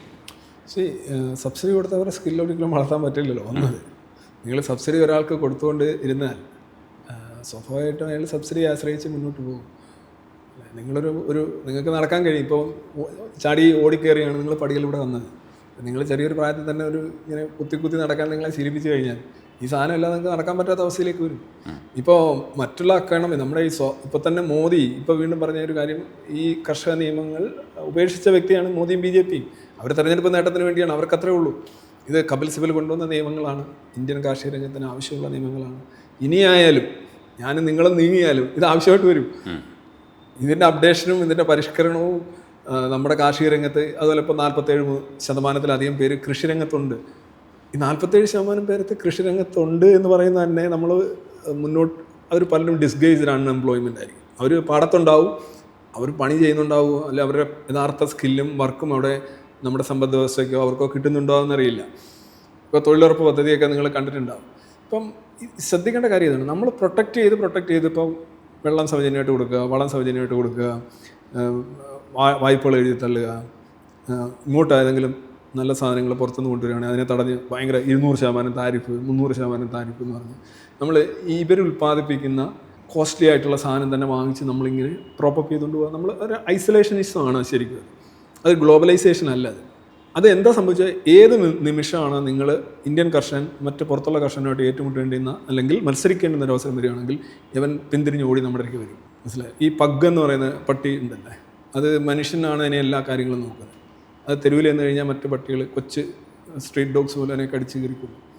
അതിൻ്റെ കാര്യങ്ങൾ പോലും പൂർണ്ണമായിട്ട് നിർവഹിക്കാൻ അതിന് സാധിക്കില്ല. ആ പഗ്ഗിനെ അങ്ങനെ വളർത്തിക്കൊണ്ടാണ് വരുന്നത്. ഒരു പുലിയെ പിടിച്ച് നിങ്ങൾ കൂട്ടിലിട്ട് വളർത്തി കഴിഞ്ഞാൽ ഫുൾ ടൈം ആഹാരം ഇത്ര കിലോ ഇറച്ചി എന്ന് പറഞ്ഞു കൊടുത്തു കഴിഞ്ഞാൽ ഒരു വർഷം കഴിഞ്ഞ് ഈ പുലിയെ കൊണ്ടുവന്നൊരു കാട്ട് വിട്ട് കഴിഞ്ഞാൽ ചിലപ്പം കാട്ടുപട്ടികൾ അതിനെ കടിച്ച് കയറിയും. ഈ പ്രൊട്ടക്ഷനിസത്തിൻ്റെ ഒരു പ്രശ്നം ഇതെന്ന് പറഞ്ഞാൽ, ഒന്നാമത് നിങ്ങൾ ഉദ്ദേശിക്കുന്ന പരിഷ്കരണം ഇവിടെ നടക്കില്ല. കാര്യം എന്താണ്? പരിഷ്കരണം നടക്കേണ്ട കാര്യമില്ല. നിങ്ങളുടെ വീട്ടിലെ ദിവസം 12 മണിയാകുമ്പോൾ മീൻ വരുമെന്നുണ്ടെങ്കിൽ നിങ്ങൾ തോട്ടിൽ പോയി മീൻ പിടിക്കും. പക്ഷേ നമ്മൾ ഈ പട്ടിയാക്കിയത് നമ്മളിവിടെ ചേർന്നിട്ടാണ്. അത് ഞാനോ അവിടെ എന്താ പറയുക, മത്സരവിരുദ്ധമായ മത്സരം എന്ന് പറഞ്ഞാൽ വളരെ സർഗാത്മകമായ ഒരു കാര്യം. ഒരു വ്യക്തിയിൽ ഏറ്റവും ബെസ്റ്റ് പുറത്തു കൊണ്ടുവരാൻ നമ്മൾ ശരിക്കും കൊടുക്കുന്ന ആ വ്യക്തിക്ക് ട്രെയിനിങ്ങും പോഷകാഹാരങ്ങളും മറ്റു കാര്യങ്ങളൊക്കെയാണ്. പക്ഷേ മത്സരത്തിനോട് വിമുഖത കാണിക്കുന്ന ഒരു സമൂഹം വലിയ പ്രശ്നമാണ്. അത് നെഹ്റു പലപ്പോഴും വളരെ പച്ചയ്ക്ക് പറഞ്ഞിട്ടുള്ള കാര്യമാണ്. മത്സരം ഉണ്ടെങ്കിൽ മാത്രമേ നമുക്ക് നമ്മുടെ അടുത്ത ലെവലിലേക്ക് പോകാം. പക്ഷെ മത്സരത്തിൻ്റെ വിജയം മാത്രമല്ലല്ലോ വിജയം എന്ന് പറയുന്നത്. ഓടിയവരെല്ലാം നമുക്ക് വേണ്ട ആൾക്കാരല്ലേ. ഇപ്പം നിങ്ങൾ ഈ രംഗത്ത് നിലനിൽക്കണമെന്ന് യു ആർ ഒരു ഇൻവിസിബിൾ ആയിട്ടുള്ള ഒരു മത്സരത്തിലുമാണ്. അപ്പോൾ നിങ്ങളുടെ കയ്യിരിക്കുന്ന മൊബൈൽ, അത് മറ്റൊരുപാട് മൊബൈലുകളും പരസ്പരം മത്സരിക്കുന്നുകൊണ്ടാണ് ഈ മൊബൈലുകൾ അപ്ഡേറ്റ് ചെയ്ത് വരുന്നത്.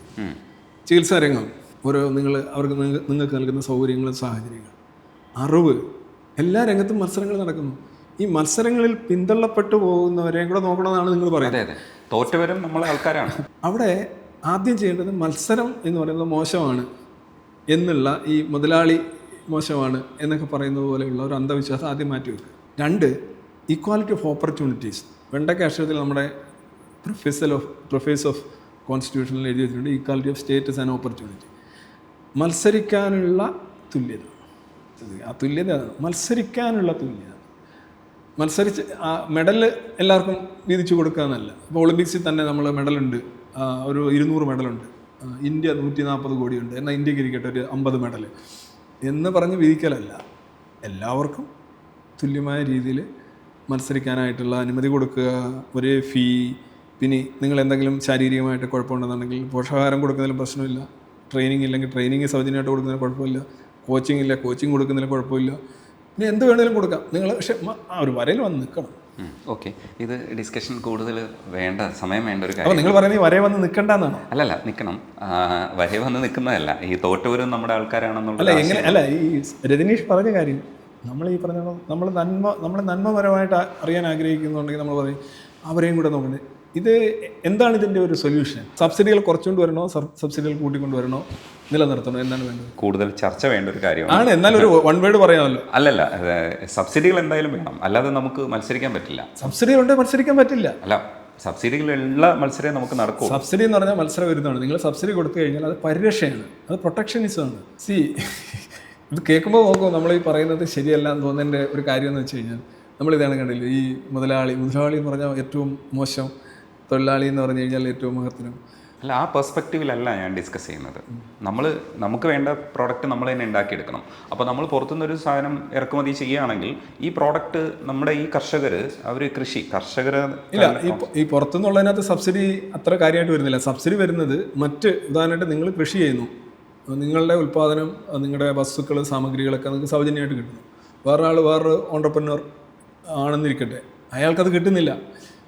അപ്പോൾ എല്ലാവരും കൃഷിയിലേക്ക് വരണം. എല്ലാവരും കൃഷിയിലേക്ക് വന്നു കഴിഞ്ഞാൽ കൃഷി മെച്ചപ്പെടുമോ, അതോ കൃഷി കൂടുതൽ ഈ ഡിസ്ഗേസ്ഡ് അൺഎംപ്ലോയ്മെൻറ്റ് ഉൾപ്പെടെയുള്ള കാര്യങ്ങൾ അവിടെ സംഭവിക്കും? ഈ എത്ര പേര് കൃഷി ചെയ്യണം ഒരു രാജ്യത്ത്? എനിക്കതിനെക്കുറിച്ചുള്ള വിവരമില്ല. പക്ഷേ ഏറ്റവും കുറച്ച് ആളുകൾ കൃഷി ചെയ്യുക, അത് മതി. ഇപ്പോൾ അമേരിക്കയിലൊക്കെയാണെങ്കിൽ 10% താഴെയാണ്, ചില രാജ്യങ്ങളിൽ 5% താഴെ ആളുകളാണ് കൃഷി ചെയ്തത്. അവിടെ നിങ്ങൾ ഈ സബ്സിഡി കൊടുക്കുന്നതിന് കുഴപ്പമില്ല. കാരണം വെച്ചാൽ വളരെ കുറച്ച് ജനങ്ങൾ അവർക്ക് ഇന്റേണൽ പ്രൊഡക്ഷൻ വർദ്ധിപ്പിക്കുകയാണ്. പക്ഷെ നമ്മൾ ചിക്കൻ കഴിക്കണമെങ്കിൽ തമിഴ്നാട് കൂടുതൽ കൃഷി ചെയ്യണം. തമിഴ്നാട്ടിൽ നമ്മൾ കൂടുതൽ ചിക്കൻ ഉണ്ടെങ്കിൽ നമുക്കിവിടെ നിന്ന് പോകാൻ പറ്റുള്ളൂ. അപ്പം നമ്മളിവിടെ കൃഷി ചെയ്തില്ലെങ്കിലും അവർ കൃഷി ചെയ്യുന്നുണ്ട്. സത്യത്തിൽ നമ്മുടെ രാജ്യത്തിന് അകത്ത് തന്നെ നടക്കുന്ന ഒരു സാധനമാണ്. പക്ഷെ നമ്മുടെ ഈ സംസ്ഥാനത്തിൽ കുറച്ചുകൂടി വ്യവസായത്തിനെ പ്രോത്സാഹിപ്പിക്കും. അങ്ങനെ ഈ ഏതെങ്കിലും ഒരു സ്ഥലത്ത്, ഉദാഹരണമായിട്ട് കേരളം തന്നെ, നിങ്ങൾ അറിഞ്ഞോ അറിയാതെയോ ഇത് തന്നെയാണ് സംഭവിക്കുന്നത്. കേരളത്തിന് വേണ്ടുന്ന സാധനങ്ങൾ വളരെ കുറച്ച് മാത്രമേ കേരളം ഉണ്ടാക്കുന്നുള്ളൂ. അപ്പം അത് മറ്റൊരാൾക്കൊരു ഓപ്പർച്യൂണിറ്റിയാണ്. അവരത് ചെയ്യാൻ തയ്യാറാണ്, നിങ്ങളിത് ചെയ്യാൻ തയ്യാറല്ല. എക്കണോമിക്സ്, ഗ്ലോബലൈസേഷൻ്റെ ഒരു ഐഡിയ എന്ന് പറയുന്നത് ഒരിടത്തുണ്ടാകുന്ന ഒരു പൂവിൻ്റെ സുഗന്ധം എല്ലായിടത്തും എത്തുന്നു എന്നുള്ളതാണ്. അപ്പോൾ അവർക്ക് റിലേറ്റീവ് അഡ്വാൻറ്റേജ് ഉണ്ട്. അവർക്ക് കുറഞ്ഞ ചിലവിൽ ഇത് കൂടുതൽ ഉണ്ടാക്കാൻ കഴിയുന്നുണ്ട്. നിങ്ങളെന്തിനാണ് കൂടിയ ചിലവ് കൊണ്ട് കുറച്ചുണ്ടാക്കുന്നത്? എന്തിനാണ്? ആകെ വേണ്ടത് ഈ താരിഫില്ലാതെ ഒരു ഫ്രീ എൻ്റർപ്രൈസസ് ആണ്. അതിർത്തികളില്ലാത്ത കച്ചവടവും ഷെയറിങ്ങുമാണ് ശരിക്കും വേണ്ടത്. ശരിയാണ്, ആ അർത്ഥത്തിൽ അത് ന്യായമാണ്. പക്ഷേ അതിന് കൂടുതൽ ചർച്ച വേണമെന്ന് പറഞ്ഞാൽ അതുകൊണ്ടാണ് ഇത് അതിലേക്കാണ് പൊയ്ക്കൊണ്ടിരിക്കുന്നത്. സാറേ, ഞാൻ അതിൻ്റെ കൂട്ടത്തിൽ ഒരു കാര്യം കൂടെ ചോദിച്ചത്, നമുക്ക് മറ്റൊരിക്കൽ ഈ വിഷയം സംസാരിക്കാം. എവിഡൻസ് ലീഡ് എന്ന് പറയുമ്പോൾ എവിഡൻസ് നമ്മൾ ഒരു തരത്തിലുള്ള ധാർമ്മികതയില്ലാതെ ഉപയോഗിച്ച് കഴിഞ്ഞാൽ അത് സ്വയം ലീഡ് ചെയ്യുമോ? അത് നമ്മൾ എങ്ങനെയാണ് നയിക്കപ്പെടേണ്ടത്? അതിനെ പറ്റിയിട്ടുള്ളൊരു ക്ലാരിറ്റി എന്താണ്? എവിഡൻസ് ഏതൊരു കാര്യത്തിലും അതിൻ്റെ സത്യവും വസ്തുനിഷ്ഠതയും അറിയാനായിട്ടുള്ള ഏറ്റവും ഫലപ്രദമായ മാർഗ്ഗമാണ് അതിൻ്റെ എവിഡൻസ്. ഇപ്പോൾ നമ്മളിരുന്ന് ഇങ്ങനെ സംസാരിച്ചുകൊണ്ടിരിക്കുക. ഞാനിപ്പം രജനീഷിനെ കുറേ കഴിഞ്ഞ് പറയും, രജനീഷ് ഇന്നലെ തന്നെ 16 കഴിഞ്ഞ് തരണമെന്ന് പറഞ്ഞു കഴിഞ്ഞാൽ രജനീഷ് അത് തമാശയായിട്ട് എടുക്കും. ഞാൻ ഇങ്ങനെ സ്ട്രെസ് ചെയ്തുകൊണ്ടിരുന്ന് കഴിഞ്ഞാൽ അവസാനം മതി, അവസാനം ഇതെന്നല്ലേ ചോദിക്കുന്നത്? അവസാനം നിങ്ങളൊരു ചോദ്യത്തിലെത്തി, സാറിന് ഞാൻ 10,000 രൂപ തന്നു എന്നുള്ളത് എന്താ തെളിവ്? ഇത്രയും നിങ്ങൾ പറഞ്ഞല്ലേ, നമ്മൾ ഇവിടെ തെളിവ് തന്നില്ല. ഈ ചോദ്യം ഉണ്ടല്ലോ, ഈ മുല്ല, മുക്രി, പൂജാരി, അച്ഛൻ, കപ്പ്യാർ തൊട്ട് ലോകത്തുള്ള സർവ്വ ജീവജാലങ്ങൾ ആത്യന്തികമായി എത്തിച്ചേരുന്ന ഒരു ചോദ്യം ഇതാണ്: എന്താണ് തെളിവ്? നമ്മളത് ആദ്യമേ ചോദിക്കണം. അതാണ് എൻ്റെ വ്യത്യാസം. ഇനി നിങ്ങൾ പറയുന്നത് തെളിവ് അങ്ങോട്ട് നയിക്കുന്നു, അതുകൊണ്ട് ധാർമ്മികത ഇങ്ങോട്ടാണ് എന്നാലേ നിങ്ങൾ പറയാൻ പറ്റും. ഈ തെളിവ് വിരുദ്ധമായിട്ടുള്ളൊരു കാര്യം വസ്തുനിഷ്ഠമല്ല എന്ന് നിങ്ങൾക്ക് സമ്മതിക്കേണ്ടി വരും. പിന്നെ നിങ്ങൾ കരുണ കൊടുക്കുന്നു വെച്ചാൽ, ഞാനിപ്പോൾ ഒരാൾ വളരെ ഒരു എന്താ പറയുക നിസ്സഹായാവസ്ഥയിൽ വന്നു കഴിഞ്ഞാൽ ഞാൻ അയാൾക്ക് എന്തെങ്കിലും ഒരു സഹായമോ ചാരിറ്റിയൊക്കെ കൊടുക്കാം. അല്ല, കൊടുത്തേ പറ്റുമോ? അത് നമ്മുടെ ഒരു ഉത്തരവാദിത്വം പോലെയാണ്. അല്ല, കൊടുക്കാതിരിക്കാം, ഓക്കെ, റൈറ്റ്. ഞാൻ അങ്ങനെ ഒരു ക്ലെയിം ചെയ്ത് നന്മമൃഗമാകാനൊന്നും ആഗ്രഹിക്കുന്നില്ല. ഞാൻ കൊടുക്കുക എന്നുള്ളത് എൻ്റെ മനസ്സിലായില്ല. അങ്ങനെ ഐ ഡോണ്ട് വാണ്ട് ടു. ഞാൻ അങ്ങനെ ക്ലെയിം ചെയ്യാല്ല. അല്ല, ഞാൻ പറയാം, കൊടുക്കാതിരിക്കും. അത് ആർക്കാണ് കൊടുക്കേണ്ടത്? നമ്മളിപ്പോൾ ഈ കോമ്പറ്റീഷന്, ഈ തുല്യത എന്ന് പറയുന്ന ഈ കോമ്പറ്റീഷനിൽ മത്സരിക്കാൻ ശേഷിയില്ലാത്ത തീർച്ചയുള്ള ആളുകളുണ്ട്. ഉദാഹരണമായിട്ട് നമ്മൾ സംവരണ കാര്യത്തിലൊക്കെ പറയുമ്പോൾ ഒരു ചെറിയൊരു ശതമാനം ആളുകൾക്ക് മത്സരത്തിന് എത്താൻ കഴിയില്ല. അവർക്ക് ഒന്ന് നിൽക്കാൻ കഴിയില്ല. വരെ നിൽക്കണമെന്ന് പറയും. അപ്പോൾ ചോദിക്കും, വരെ നിൽക്കാൻ പറ്റാത്ത ആളുകൾക്കോ? ആ ഡ്രസ്സ് പോലും അവർക്ക് ഉണ്ടാവില്ല. ഡ്രസ്സല്ല, അല്ല, അവർക്ക് അവിടെ നിൽക്കാൻ പറ്റില്ല. ഡ്രസ്സൊക്കെ കൊടുക്കാം. ഡ്രസ്സും ആഹാരം, വൈറ്റമിൻ, ടിക്കറ്റ് ഇതെല്ലാം കൊടുക്കാം. അതൊന്നും നമ്മളെതിരില്ല. കോച്ചിങ് 5 വർഷം വേണേ ആൽസ് പർവ്വതനിരയിൽ കൊണ്ടുപോയി കോച്ച് ചെയ്തു. പക്ഷെ വന്ന് നിൽക്കാനായിട്ടുള്ള സാധനമില്ല, കാലും കൈയും അത് കണക്കില്ല എന്നുള്ള ആളാണെങ്കിൽ എന്ത് ചെയ്യും? ഫിസിക്കലി ചാലഞ്ചിനാണെങ്കിൽ എന്ത് ചെയ്യും? അവർക്ക് പ്രത്യേക പരിരക്ഷ വേണം. അവർ പരിരക്ഷ വേണമെന്ന് പറയുന്നത് തന്നെ എന്താണ്? ബാക്കി നമ്മൾ ഈക്വലായിട്ട്, അതായത് ഒരു എക്സെപ്ഷൻ എന്തായാലും ഉണ്ടാവുമല്ലോ. എല്ലാം ഒരേപോലെ അങ്ങനെ ഒരു കാര്യം ഒരിക്കലും ഒരു പോപ്പുലേഷൻ ഉണ്ടാവില്ല. അപ്പോൾ ഈ എക്സെപ്ഷണലായിട്ട് ഹാൻഡിക്യാപ്പ് ഉള്ള ആളുകൾ അല്ലെങ്കിൽ പരിമിതികളുള്ള ആളുകളെ പരിരക്ഷിക്കണം. പരിമിതികളുള്ളവരെ പരിരക്ഷിക്കണം എന്ന് വെച്ചാൽ എല്ലാവർക്കും നല്ല രക്തം കൊടുക്കണ്ട, രക്തക്കുറവുള്ളവന് രക്തം കൊടുക്കണം, മുറിവുള്ളവന് വെച്ച് കെട്ടണം, അല്ലാത്തവൻ വെച്ച് കെട്ടി നടക്കരുത്. എൻ്റെ അപ്പൂപ്പൻ വെച്ച് കെട്ടുമായിരുന്നതുകൊണ്ട് എനിക്കും വെച്ച് കെട്ടണമെന്ന് പറഞ്ഞു കഴിഞ്ഞാൽ അത് അശ്ലീലമാണ്. അപ്പോൾ തെളിവുകൾ നയിക്കട്ടെ, ഈ പറയുന്ന കൂട്ടം വലിയൊരു കൂട്ടമായി മാറട്ടെ, ആളുകൾ കുറച്ചുകൂടെ നല്ല രീതിയിൽ ചിന്തിക്കുന്നവരാകട്ടെ. അതിനൊരു പ്രേരണ ചെലുത്താൻ രവിചന്ദ്രൻ സാറും ഒരു കൂട്ടം ആൾക്കാരും ഒക്കെ എന്നും എല്ലാ കാലഘട്ടത്തിലും ഉണ്ടാവട്ടെ. കൂടുതൽ ആൾക്കാർ മുന്നോട്ട് വരട്ടെ. നന്ദിയുണ്ട് സംസാരിക്കാൻ. നിങ്ങളെയും വളരെ ഹൃദയപൂർവ്വം ക്ഷണിക്കുന്നു. You are most welcome. Thank you.